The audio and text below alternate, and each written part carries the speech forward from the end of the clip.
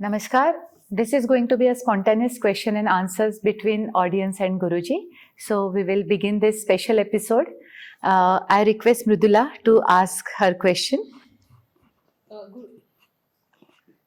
Guruji, since the topic is fresh, when we are talking about souls getting devolved from the infinite, are we talking about all the souls in the universe or only those that are connected to Earth?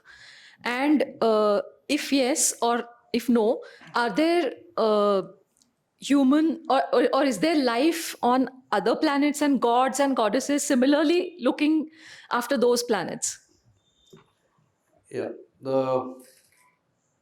creation is very vast and exists throughout the seen universe, which includes firstly our solar system, because there's no life on our solar system, but expanding from there, our galaxy and billions of galaxies.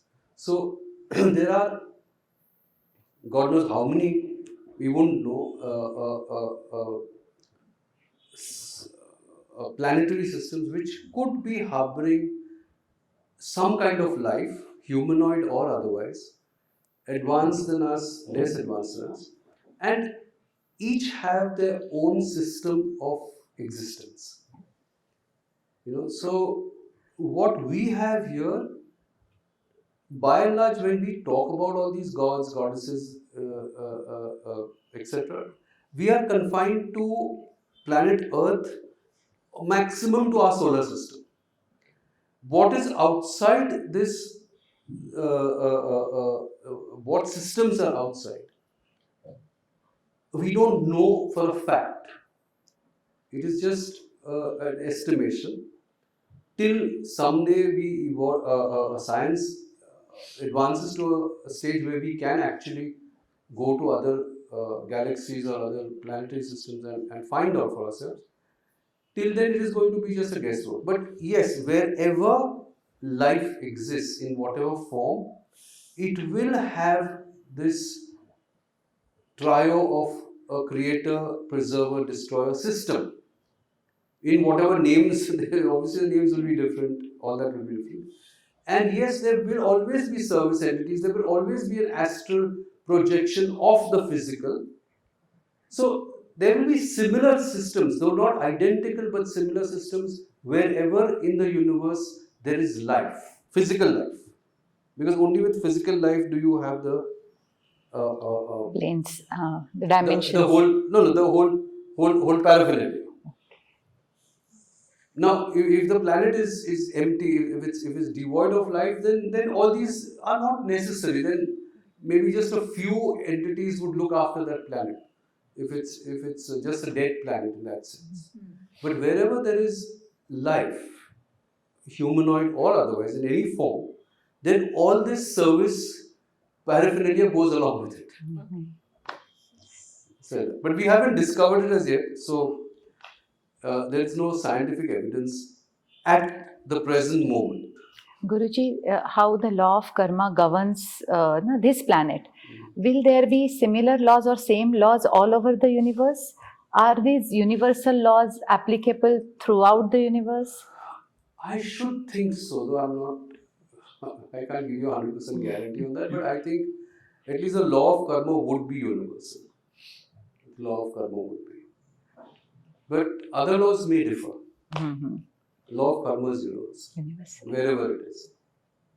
But again, it depends on what kind of a planet it is, what kind of creatures there are, and what is their evolutionary status.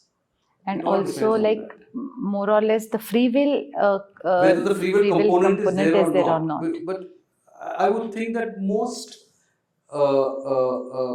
planets that are physically populated would have an element of free will. Otherwise, it doesn't make sense to populate a planetary system. Ultimately, because all this is meant to add to evolution. So there has to be something, some learning facility for evolution. And discrimination. And discrimination. Otherwise, we are just machined robots. I mean, then what is the difference between a robot and a human being? Yes, Otherwise, without the discriminative without or the discriminative mind. power, without the ability to think, without the ability to choose, you are just a robot. Okay. Saket, do you have a question? Hello, Guruji. So, my question is around karmic implications. So, in the recent past, there have been experiments on cloning, and even today, there's a lot of research going on increasing the longevity of a human being significantly over what it is today. Right. So, I just want to understand the karmic implications of it. Now, how does that work? So, if you're artificially creating a life, or if a average human being is say supposed to live for say 80 years and you extend it say to in theory to 100 or 110, how do the karmic implications work in this case? Are there any, and how does it work? I'll tell you. See, when your blueprint is made before you're born, it is not measured in years. How many years you will live? Years we measure because that's the only measure of life that we have. In the spirit world, the measure is breaths. How many breaths do you have? So you are allotted so many billion breaths or million breaths, or whatever it is. Now, how you consume those breaths is up to you, up to your lifestyle, up to the way you live.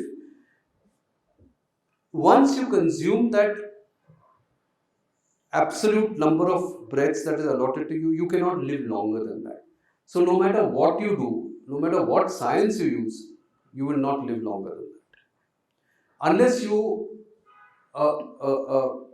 use supernormal powers and extend your life, which is very rare, which is what somebody like Babaji would do. But for that, that's 1 in a million. So barring that, you can extend your life only up to the number of breaths you have. Now, we may not be using up all the breaths we are allotted.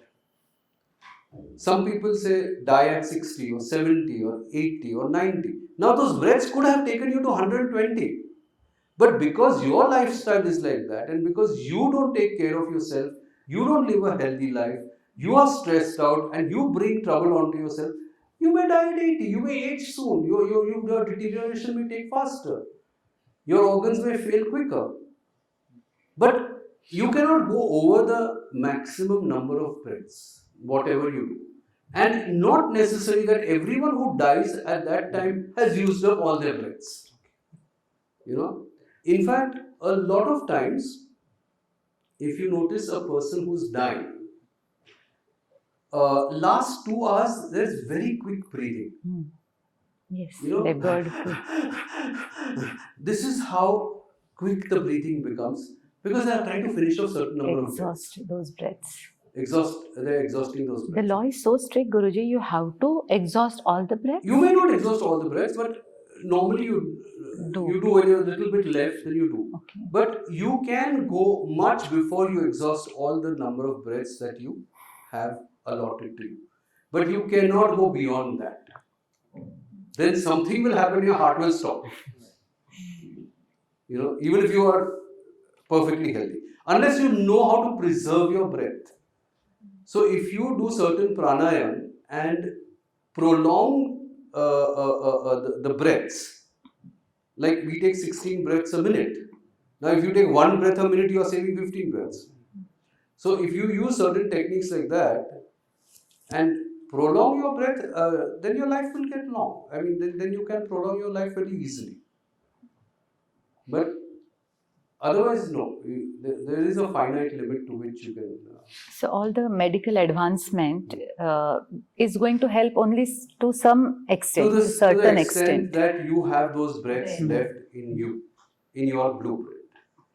But why sometimes we find that people live longer than they critically should live is because they haven't exhausted those breaths. So you can go through a very touch and go situation with your life and yet live for another 5, 6 years or 10 years and then die because there are those breaths left. And medication can just help you, but it may not increase your lifespan. It just makes you comfortable. Or like increases somebody's your a lifespan. diabetic, If you have the huh, breaths left, breaths it can left. increase your lifespan. Otherwise, Otherwise, and no amount of medicine can save. no amount of medicine can go beyond the Beyond. number of breaths that you have in your blueprint, in your destiny. So death is not Unless, as I said, you preserve those preserve the breaths. breaths. That's the only way. That is the only way. So the balance breaths are carried forward. No. It's finished. It's finished. Exhausted. Exhausted. When you die, then it's a new contract. The whole contract is new next time. So how can anything be And done? fresh breaths you get. Now, what are you going to do with those? Old Like, ones. That's it. Guruji, one more part of his question was not answered about cloning. Cloning. Yes. So far, So the they question are was that trying if- hard, but Yeah, if at any point in time we are able to artificially create life, right, in a sustained way, then does it, does a clone body have a soul? Does it have karma? No, see, Are there any implications around cloning that? means only genetic and cell mutation. Okay? Now, if the cell mutation is done properly, a soul will enter it. okay. Okay. And it will come with its own blueprint. So, what the scientists are doing by cloning is only taking the external form and duplicating it. They cannot put life into it. Life comes on its own in the natural process of being born. Yeah, they are just They are just- substituting womb. They are just substituting a womb. Exactly. They are just substituting. They are just doing the genetics and the biology that normally takes place between a man and a woman. Right. So for a soul, it wouldn't matter if a body is at all. artificially engineered or physically. Not at all. Okay. Not at all. So some souls will be ready to To take enter that a clone body also. clone body also. They could. If it's sustainable. If it's sustainable. Naturally. Yeah, the cloned shell has to be sustainable. Another Thank you, question in the line of same thing. Nowadays, there is cloning only to grow organs. And somewhere they feel ki, the organ replacement will be easier, like stem cell cloning, or they preserve your stem cells so that later on, This is all this is advancement of science. But you cannot cheat them. You cannot cheat destiny. You cannot cheat destiny. You can maybe get away with a little bit of fudging, but you cannot cheat destiny. Okay. Thank you, Guruji. Yes, Anand. Guruji, my question is about sadhak and his progress. So, as a sadhak, he or she as an individual, how does she can assess that they are on the right path and making the progress, that they are on the correct path, or maybe how to find progress of their own sadhana? Yeah. You mean what barometer would you use to how to judge whether you are progressing or not? Yes. We are having an episode on this. Complete episode is coming I know. on this topic. Yeah, I know. But I'll answer this Yes. question. It's not a big deal. I think there are a few parameters that you can observe in yourself. One is, and the main one is the level of happiness. If you are generally in a happy state of mind, there is progress. If you are fairly contented with what the universe gives you, there is progress. If you are able to handle relationships better than what you were doing before you started your sadhana, there is progress. So there are parameters which improve the quality of your life, not materially, but emotionally and mentally. And that is, I think, the biggest indicator that you are making progress as a sadhak. Because, in short, you are getting more balanced and you are utilizing your life by spreading love and happiness rather than misery and pain. That is a very strong indicator of your progress. Thank you, Guruji. Yes.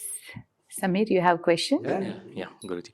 So, Guruji, we associate with our thoughts like almost every day. Obviously. So, what happens that I start having thoughts of anger, right? Like, okay, this is happening, and then I become angry. Okay, but because of the sadhana, sometimes what happens, you pull back yourself and you realize that these are just the thoughts.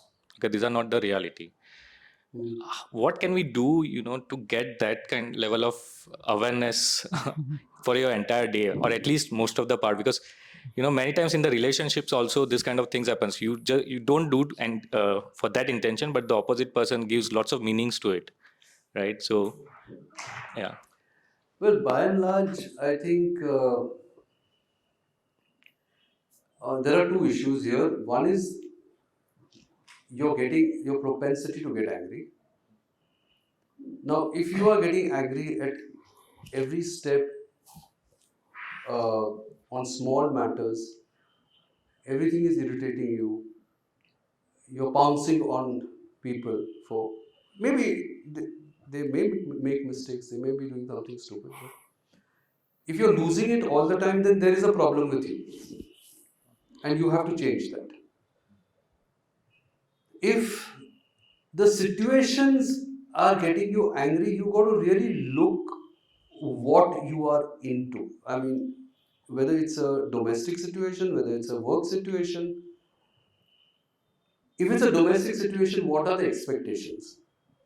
And from whom is the anger arising? Yes, I agree, mainly it is from our closest people, people who we live with, because that's where the interaction is maximum. But there you can consciously reduce the attrition and the areas of conflict through better communication, through understanding, reducing expectation, talking over things, making deals about things. That okay, chalo, let's not fight about it. Let's make a deal on this. You can turn your life around and see that things don't. You just don't keep getting angry all the time. So it depends on whether you are just habitually angry, then it's a problem with you and you have to entirely deal with it, or the situation is getting you angry, in which case you have to find a solution to those situations. Get my point? Now, work situation could be a little different because you don't have much control over it. So, uh, there again, you'll have to see what kind of work you are in. If you are, uh, because your mental disparity with your colleagues could cause a lot of problems. So if you are a very intellectual, intelligent person and very efficient, then obviously your inefficient colleague or your dumb colleague will cause you a lot of anger. So there it's a different case, and then you either see your options. You may want to change the department, you want to change the job, you may want to get another assignment or whatever it is. So you got to analyze why and where the anger is arising. Thank you, Guruji. One more question. I think in your book or in one of the article you mentioned that you need to consider God as a living entity. Right? Yes. So if you can throw some more light on it, or give us practical tips to do it. See, basically, God is a power. It's uh, there's really no form or no shape, no size. It's the humongous power in the entire universe. But from that, various forms devolve, various energies devolve for our benefit so that we can associate with them. Therefore, the more you think of God as a living being with you, the easier it is to connect. That is why I said that think of God as your personal friend or a close member of the family. It's only for you to connect to divinity, because otherwise, if I say connect with the void, you'll say, how can I connect with the void? I mean, what nonsense is that? And that's not possible. I mean, unless you're like so superbly evolved that you can connect with the void, you need a very human angle to it. So that's why when you consider God as a friend or any other relationship, you can consider them as a partner, as a parent or a child sometimes, or even as a master. So that gives it a more human kind of appearance, and you connect better and you stay connected better. I think feelings make any relationship more intense, and the connection Because only then becomes stronger. otherwise the connection and the Otherwise, bhakti is not there. That love will never Never flow, that flow. gratitude will never flow. I say, okay, now give gratitude to the void. How can I give gratitude to the void? Huh? I mean, it sounds absurd, doesn't it? So you need that kind of appearance of God. That's why God takes form. Mm. That's why we worship forms. Just to get that human touch. Because we humans need that Mm. to connect strongly Strongly. and feel strongly. Thank you, Guru. Yes. Guruji, we have this in our kids' meditation also, when we teach them to see God as your friend. And one of the kid had asked that, is it okay to fight with God? I mean, and to There are complain many, I and think. also give love. It's not only complain and fighting, but also, Why in kids? fact, to share everything. And Why kids? Most human beings fight with God. Every day. Most human beings fight with God. Very few just say, okay, I love you and thank you for everything. Most of them are complaining. They say, what the Angry. hell is this? I know. Why am I subjected to this pain and suffering? Yes, Janak. Hello, Guruji. Namaste. The reason why a guru having thousands of disciples, out of that, he makes only one or two enlightened person. Why? I want to ask you. Can you make enlightened person? Well, I cannot make an enlightened person. I can guide a person to enlightenment, but ultimately it depends on your the level that you are and the amount of work that you put in, the amount of effort you put in to get enlightenment. So I can only show you how to get enlightened. I cannot thrust it down your throat. He cannot You make know? anybody Ha. enlightened. I cannot give you enlightenment by the touch of my finger or something like that. So it is you who have to strive and achieve it. Otherwise, it will never be yours. It will be mine.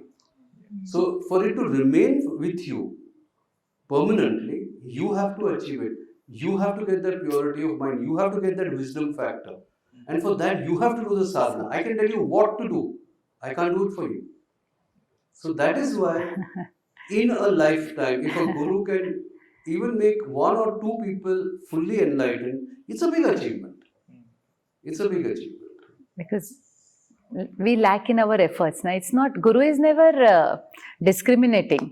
Why would he choose only those two? He is working equally hard on everyone. He doesn't choose It's- one or two people for enlightenment. It's not like, okay, I like this person's face, so this one will get. It's not like that. No. When they come up to that level, the guru just guides them over the finish line. That is true. But you have to run the race to come to the finish line. So very few come to the finish line. That's Exactly. the Very problem. few come to the finish line. That is the problem. Thank you, Guruji. Yes. Anyone has more questions? Yes, Swati.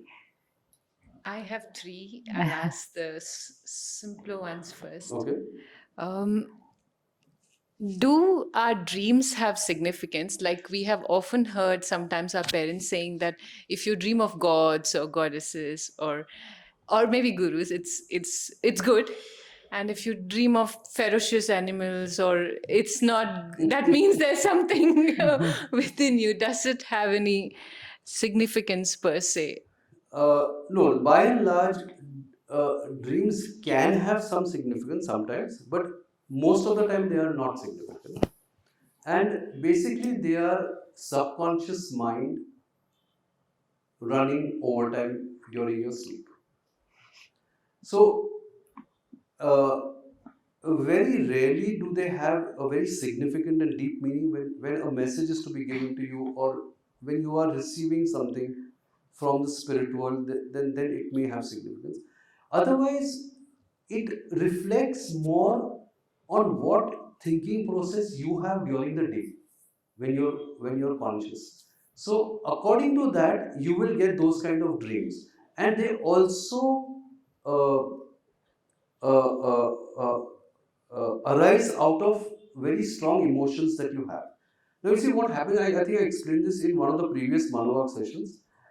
That in the night your conscious mind, uh, uh, your consciousness rather, uh, uh, uh, aligns with your astral body. Like right now, the consciousness is aligned with the physical body because I'm awake. So my consciousness is conscious of all the cells. When you go to sleep, you're not aware of your body till you get a little awake.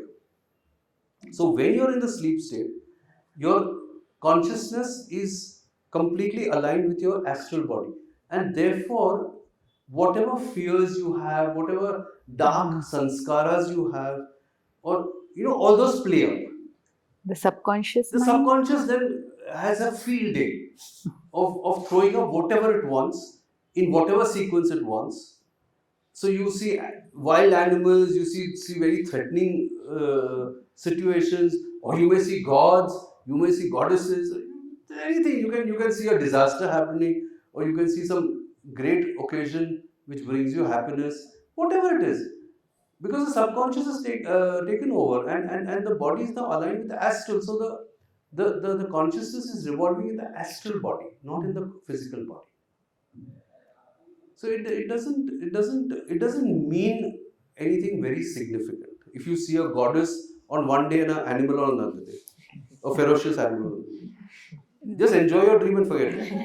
Guruji, many people like to get some meaning out of their dreams. When know. should we know that here we have to understand what it means, or just forget when about you it? get up from a dream and you feel that there is a message or there is a very strong feeling that you get inside, then it could be a message. Otherwise, it's better not to think about it. Otherwise, it's better not There to are- think about it and rack your brains and unnecessarily worry about it.